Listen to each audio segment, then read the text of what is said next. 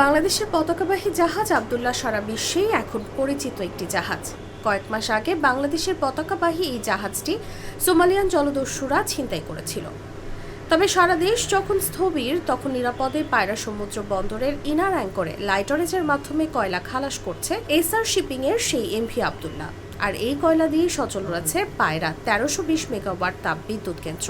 18 তারিখে এখানে দুইটি জাহাজ আগমন করেছে এবং এখনও কার্গো খালাসের কাজ আজকে শেষ করে চলে যাবে এবং 19 তারিখে একটি জাহাজ কার্গো হ্যান্ডলিং শেষ করে পায়রা বন্দর ত্যাগ করেছে।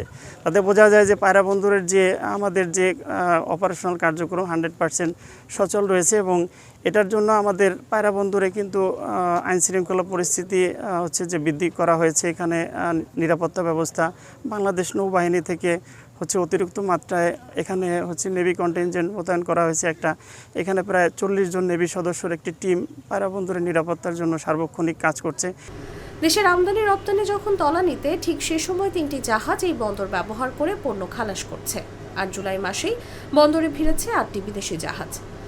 বন্দর সংশ্লিষ্টরা বলছেন, বিকল্প ব্যবস্থাপনায় বন্দরের সকল কার্যক্রম স্বাভাবিক রাখতে তারা কাজ করছেন।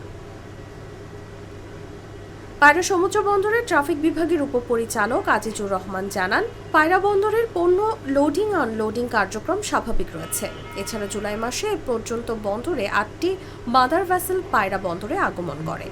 এ থেকে সরকারের প্রায় 1.5 কোটি টাকা রাজস্ব আয় হয়েছে বলেও জানান এই কর্মকর্তা। এদিকে বন্দরের প্রথম জেটি, 6 লেনের সড়ক, সেতুসহ বিভিন্ন স্থাপনা নির্মাণের কাজ চলছে স্বাভাবিক গতিতে।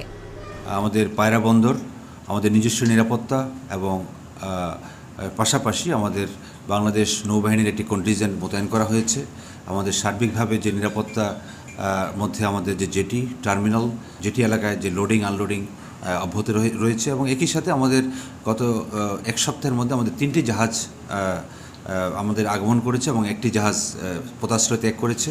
আমাদের এই প্রেক্ষাপটে আমাদের সার্বিকভাবে এই উদ্ভূত পরিস্থিতিতে বন্দর কর্তৃপক্ষের সমস্ত অপারেশনাল কার্যক্রম সুষ্ঠুভাবে পরিচালিত হচ্ছে। গাড়িগুলি যেগুলি বের হচ্ছে বা বের হবে সেগুলির জন্য আমরা পর্যাপ্ত নিরাপত্তার মাধ্যমে আমাদের বরিশাল এবং অন্যান্য জেলায় গমন করতে পারবে। এছাড়াও নদীপথে আমাদের কালীগঞ্জ হয়ে ঢাকা এবং কালীগঞ্জ হয়ে বরিশাল যাওয়ার যে নদীপথ, সেই নদীপথেও আমাদের যে মালামাল শিপ টু শিপ ট্রান্সফারের মাধ্যমে যে মালামালগুলি আমাদের আনলোডিং বা লোডিং হবে সেগুলি পরিবহন করতে পারবে।